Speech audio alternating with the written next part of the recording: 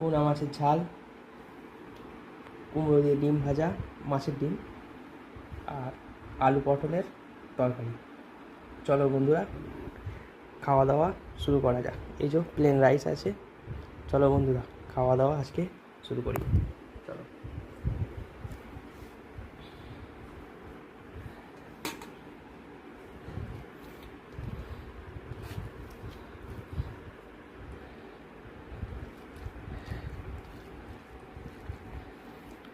পটলের তরকারি দিয়ে মাখিয়ে কুমড়ো ভাজা একটু নিয়ে নিয়েছি, দেখি কেমন লাগে।